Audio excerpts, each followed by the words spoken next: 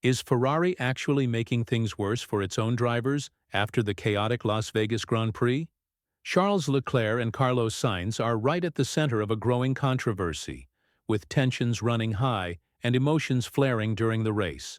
Their radio talks showed just how frustrated they were with Ferrari's strategy choices. Let's go step by step to understand how this mess happened and figure out if Ferrari is really to blame, or if this kind of clash is just what happens when two fiercely competitive drivers share the same team. This race wasn't just a setback for Ferrari in the Constructors' Championship. It highlighted how internal struggles and questionable calls can tear a team apart from the inside. Let's take a closer look at the controversies during the race and compare Ferrari's approach to what their rivals were doing as the season nears its final stages. Starting from the fifth position on the grid, Charles Leclerc entered the race with a clear goal: push hard early, move up the track, and aim for a podium finish. He executed that plan well in the opening laps, quickly passing Pierre Gasly and then making a daring move on Carlos Sainz to reach third place by lap 10. Leclerc was performing strongly. After passing Gasly, he started putting pressure on George Russell for the lead. But his aggressive approach came at a price. Pushing too hard early on caused his tires to wear out faster than expected. Ferrari called him in on lap 15 for a pit stop, switching him to hard tires to try to get ahead by undercutting rivals. However, he returned to the track in sixth place, losing the valuable positions he had worked so hard to gain. From that point on, his race became a struggle uphill. His frustration was clear over the radio as his earlier confidence turned into irritation while trying to keep pace on degrading tires, with his teammate close behind. Meanwhile, Carlos Sainz, who started third, seemed to play a more cautious game. Instead of pushing hard early, he preserved his tires and kept a steady pace, clearly hoping to benefit from Ferrari's tire strategy on the abrasive Las Vegas track. By lap 20, Sainz appeared to have the better plan, managing his tires well while others, including Leclerc, began to lose speed. When Ferrari called Sainz in for his first stop, he came back onto the track just behind Leclerc. This set the stage for a tense battle between the two teammates. Ferrari then gave a team order that became highly controversial. Sainz was told not to pass Leclerc and to focus on preserving his tires. The goal was to avoid a clash between the two drivers, which could cost Ferrari valuable points. However, Sainz chose to ignore the instruction and overtook Leclerc on lap 44, surprising fans and his teammate alike. Leclerc's sarcastic response over the radio revealed just how upset he was. The tension boiled over after the race, with Leclerc openly expressing his anger. He said that although he did his part, constantly being told to hold back was frustrating. Sainz, usually more reserved, also showed irritation during post-race interviews, complaining about the constant team orders and feeling that he was being asked to sacrifice his performance for Leclerc. In the end, Sainz finished third, with Leclerc just behind in fourth place, 3 seconds back. On paper, Ferrari secured a decent haul of points, especially since they outperformed both McLarens and reduced the gap to Mercedes in the Constructors' Championship. But the damage to team spirit was obvious. Both drivers were visibly upset, not only with each other, but with the team itself. For Leclerc, this was another example of Ferrari's poor strategy holding him back from achieving better results. The frustration of being told to stay behind a teammate when he felt he was faster added fuel to the fire. The radio exchanges and body language painted a clear picture of growing resentment, not just toward Ferrari's management, but between the drivers as well. A big part of the chaos at the Las Vegas Grand Prix wasn't just the rivalry between Charles Leclerc and Carlos Sainz. The communication and decision-making from Ferrari's pit crew and leadership also played a major role.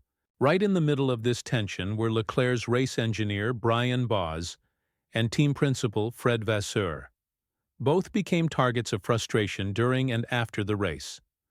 Leclerc's anger was clear in several radio exchanges with Boz, especially when Leclerc came out of his second pit stop, while battling closely with Sainz.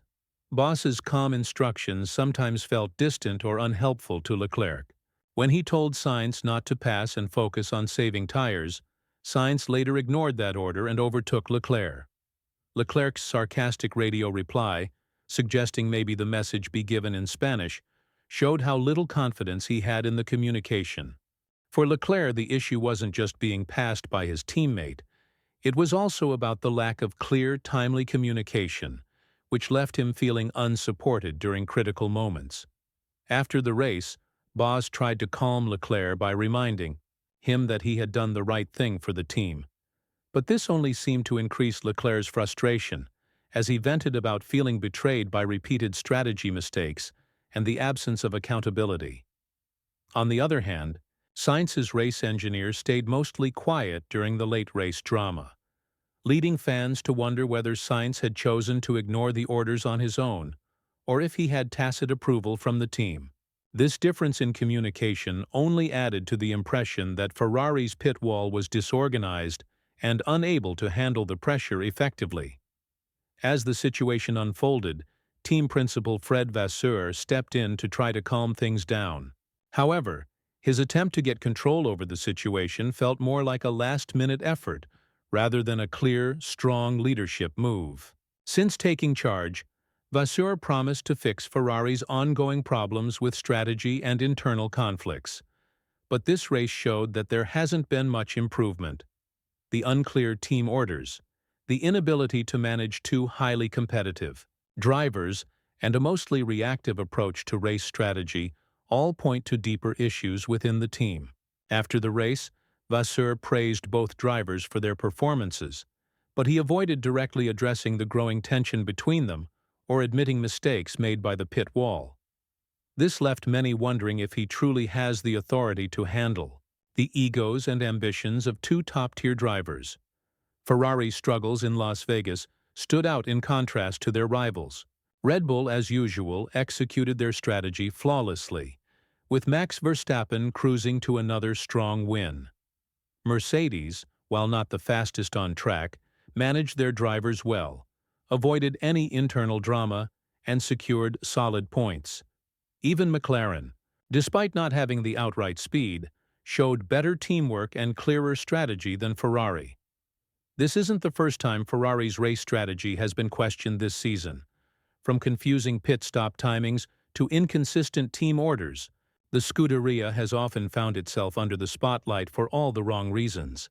When compared to Red Bull's near-perfect execution, Mercedes' smart decisions, and McLaren's steady progress, Ferrari's approach seems chaotic and unorganized.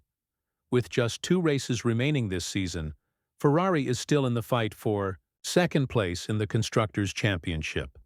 However, the ongoing tension between Leclerc and Sainz is becoming more difficult to overlook. Ferrari's inability to effectively handle their drivers' competitiveness risks damaging their chances. The question now is how much longer Ferrari can keep this internal conflict under control. If the team doesn't find a way to improve communication and strategy soon, their ambitions for the rest of the season might face serious setbacks. Looking ahead, Ferrari faces a tough challenge.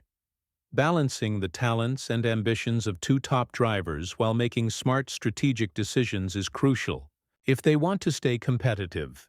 Without fixing these internal issues, the risk of further conflicts and missed opportunities will only grow. Both Leclerc and Sainz have shown they can deliver strong performances when everything clicks. But unless the team improves its communication and makes clear, confident decisions, these promising results could be overshadowed by frustration and tension. The coming races will be a test not just of the drivers' skills, but of Ferrari's ability to work as a unified team. For Ferrari fans, the hope remains that this talented team can overcome their challenges and finish the season on a positive note. Only time will tell if Ferrari can turn this difficult situation around and keep their championship hopes alive.